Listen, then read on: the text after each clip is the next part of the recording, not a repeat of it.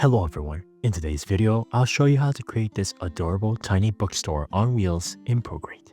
We'll paint together and I'll guide you by sharing my favorite techniques to bring this bookstore to life.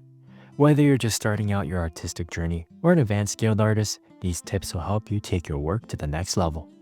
So take a moment to cozy out, grab a blanket, pour yourself a cup of tea, and let's get started. All the brushes and canvases I'm using will be found in the description below. You can also download the free stamp and color palettes there as well. For today's demonstration, I'll be using the rough groove texture canvas, but you can use any canvas you like.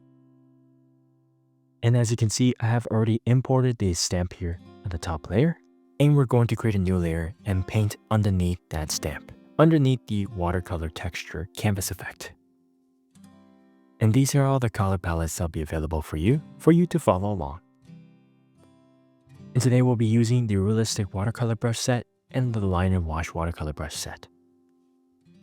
And when I start painting, I like to work with big shapes first because bigger areas help set the mood, allowing the details to shine later on with the backdrops.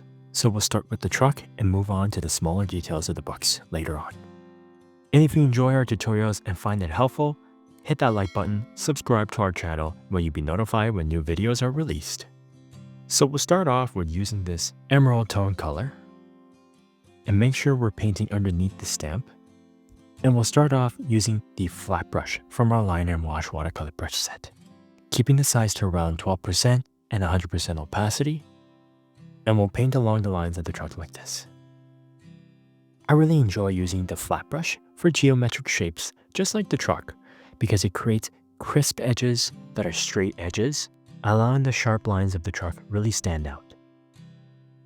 It also covers broad areas, allowing you to quickly blocking large panels just like the hood and the side of the truck. It's also pressure sensitive, allowing you to have more control of paint pigment coming out for darker and lighter tones. And we'll move along to the side of the panel like this. And we'll leave the bumpers uncolored because we want to add some of the colors that are a little bit more darker to give a bit more character.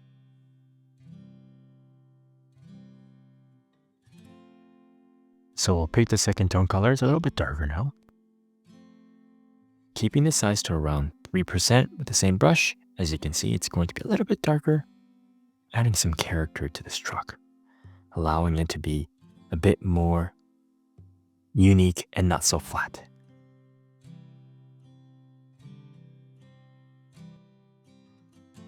Now before we move on to the bumper, I want to finish off painting the window of the front driver's side. And now we're going to use a lighter blue tone color for the window reflection, keeping the size to around 13%, and we're going to put a light reflection of the light of the blue, just like this. And now we can create a new layer and focus on the bumper on the most bottom, using this light beige tone color, keeping the size to around 6%. And just like this, we're going to fill in the bottom bumpers like that. Now the middle bumper here, and all the way to the back. Now let's paint the tires of this little tiny truck. So we'll pick this light gray tone, keeping the flat brush to around 10%, and we're just going to go around just like this. And do the same thing to the rear truck tires. Next, we'll pick this light tan tone color and fill in the center of the truck tires like this. And do the same thing to the front. And now we're going to pick this wet on dry brush and pick this dark black tone color, keeping the size and opacity at 100%, and we're going to fill in the inside of the truck, behind the truck tires, underneath the truck. This will give a nice contrast and values of the different depths of the truck here. We're not attempting to go for that ultra realistic truck look, but just enough details and depth, but also make it a bit more realistic than just a flat tone color. And now we're going to paint some awning canopies to give some shade to our beautiful books. So we're going to create a new layer and pick this red tone color that we have. And we're going to use the same flat brush, keeping the size to around 10% and giving that classic look of the red and tan looking tone colors of the canopy. And you don't have to follow along with the same exact color tones as I am doing now. If you like blue, purple, orange, pink, you choose whatever truck tone color or canopy tone color you wish to do so. And again, we're going to pick that tone color that we use, a little bit tan tone color on the tires, and filling it between the reds that we have in the canopy. I like to use some of the tone colors that we have already and trying to limit the color tones as much as I can to allow the painting to work together, not against each other. I'll pick this yellow tone color of the wood and keeping the size to around 6%. And just like this, we're going to fill in the tones of the wood like this. Again, the flat brush really excels in this area, laying down clean edges without much fuss, because you can rotate instantly, switching between wide coverage and thin coverage by working with the size.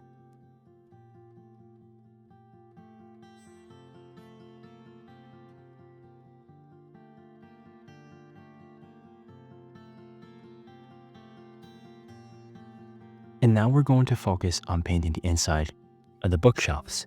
So pick this dark brown tone color. We're going to go back using the wet on dry brush, and we're going to fill behind the books, keeping the opacity at 100% and size 100%, and filling behind the books like this, creating a bit more depth. And if you're having difficulties with the size, you can always reduce to give a bit more control, maybe around 80 to 50% depending on the size you want. If you're new to my channel, I usually have sketches behind, allowing the artist to give a bit more creativity. If you're new here, I usually share sketches to guide you through my painting process. But for this piece, I wanted to make it even more simpler. I've created ready-to-use stamps. That way, you can just skip the drawing step and dive straight into the fun part, adding colors, making it your own, and providing that artist touch. Because I get it sometimes. We get overwhelmed with our lives too much. The last thing I want to do is overthink about my artistic journey here. So give yourself a moment to relax. Not everything we paint needs to be the masterpiece that needs to impress somebody. Sometimes it's just about enjoying the process and letting the work do its thing. And of course, I'm a book lover and I love reading books. And it's a lot of people's fantasy to drive around aimlessly, selling your favorite books to the world and sharing your ideas with others. I feel like there's never enough time to do everything or read every book, but there's always time to take yourself a moment to enjoy the moment with your brush in your hand.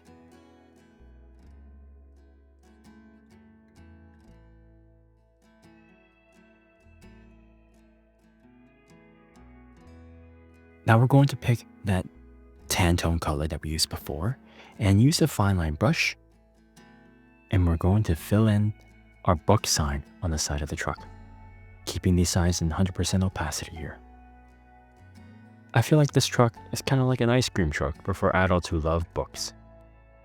And if you want book lovers to chase you down, I think you need to have a big sign saying that you're selling books, and maybe a side of ice cream that comes along with your book. Now that is a new business idea, books with ice cream.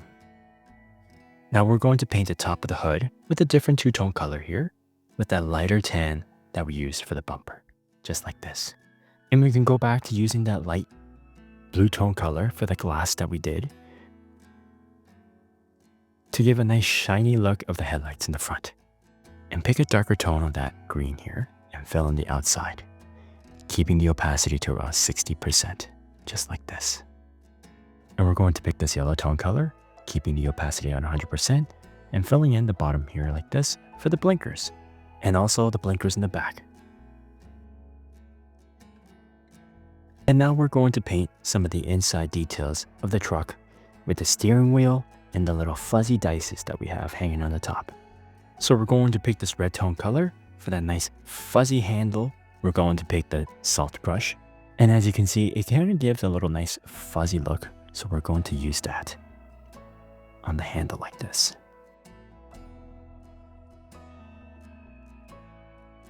And we're going to pick this purple tone color for the purple dice that's going to be hanging on the top.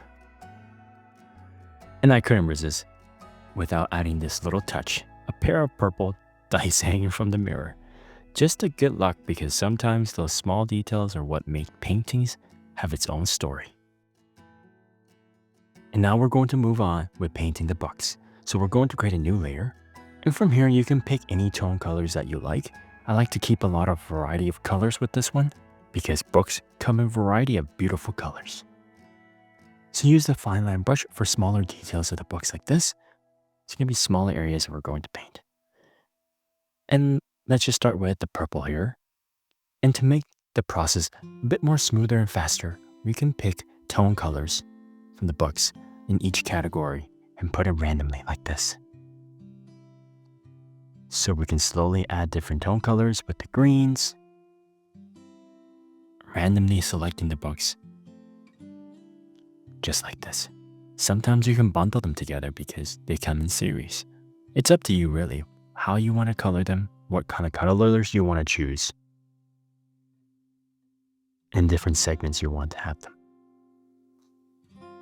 And some of the books are going to be on its side. In the top left corner is where the top books are going to be displayed, so it's going to be front facing you.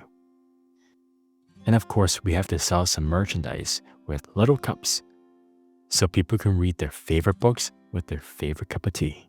Now we're going to add some watercolor stain looks to make this painting a bit more realistic, like watercolor style. So we're going to create a new layer on the top of the layers.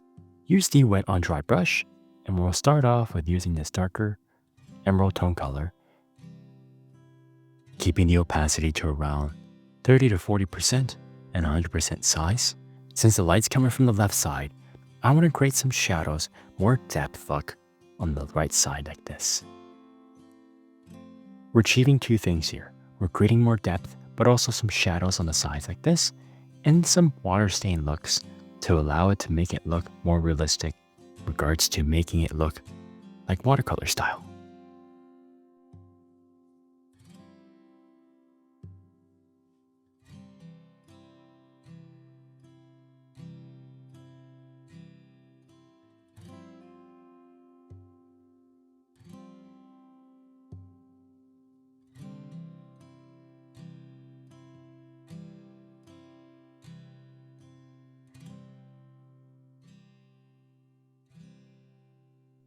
And we're going to paint some underneath the wooden tray that folds out like this, creating some shadows.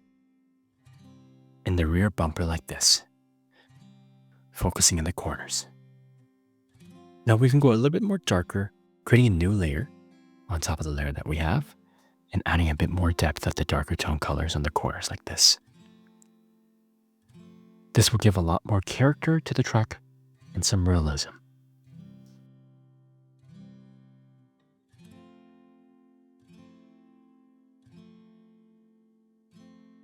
And we can increase the opacity for darker areas like this in the handles and the mirrors on the side.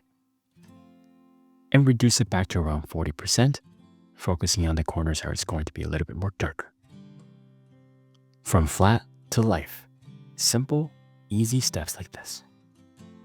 By adding mid and darker tones like this, you're creating contrast, and the contrast is what makes shapes feel solid and real. It may seem simple, but good values make your work feel alive.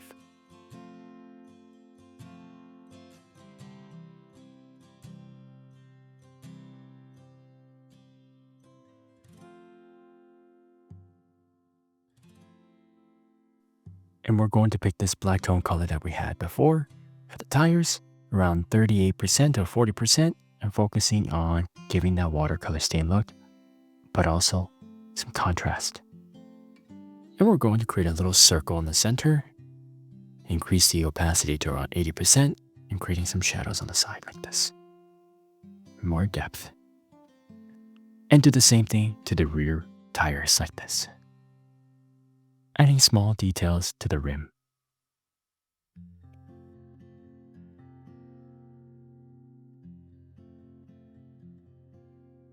Now we're going to create some overall shadows to bring this more to life. So we're going to create a new layer on top of the layers that we have and pick this dark blue tone color. And we'll start with the bigger areas of the bumper here like this, keeping the opacity to around 40%. And think of the light source coming from the left side, where we're going to cast more shadows in the darkness on the right and the bottom. For here, we're going to reduce the opacity to around 30%, just like this.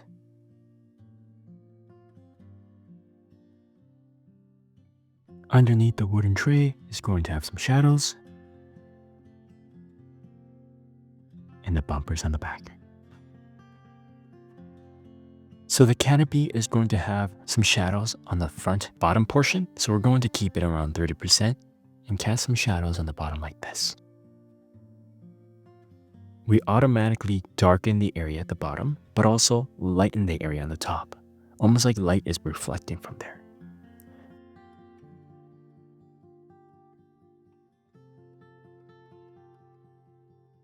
And for the books, we can keep it to around 40%. And we're going to cast some shadows underneath the canopy like this, giving that natural shapes of the canopy, blocking and providing shade for the books. And underneath the shadows here, because the canopy is blocking some of that tray that's coming out, reduce the size to around 27% and opacity to around 45% opacity. And we're going to cast some shadows on the right side of the books since the light's coming from the left, just like this. And do this for all the books that we have and create a bit more a 3D look, like the books are coming out, calling your name to be read. It's the small things like this that change the painting, the kind of subtle shift that makes your viewer pause and feel something, even if they don't know why. So if you're struggling to bring some life to your paintings, or it feels a bit flat, add some contrast to the light and the darker tones, and they'll automatically give you some more realism, 3D effect, providing you with more dimension.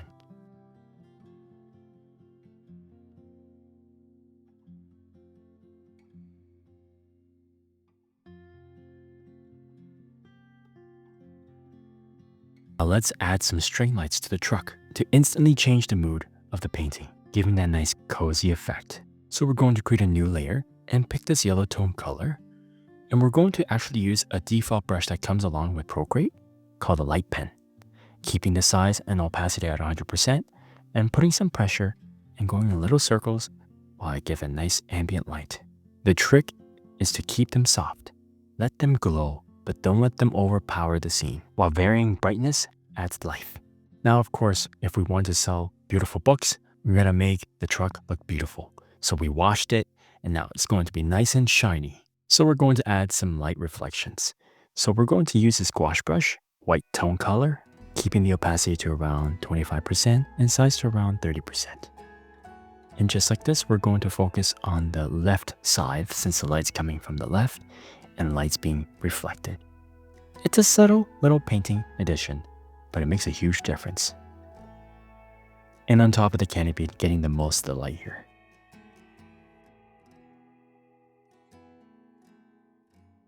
Now, since we added the light source, now we have to create the shadows on the bottom of the truck. Now we're going to go to the layers, go to the most bottom layer, click on that. We're going to create a new layer and drag that layer to the most bottom layer and pick this dark blue tone color that we used before and go back using the wet on dry brush, keeping the size to 100% and opacity at 40%.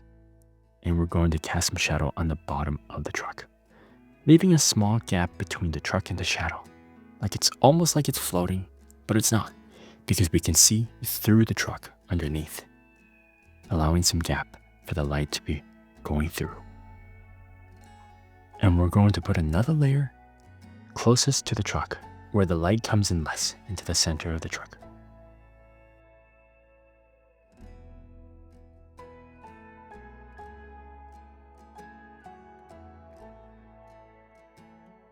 And there we have it, a beautiful, adorable, tiny bookstore on wheels.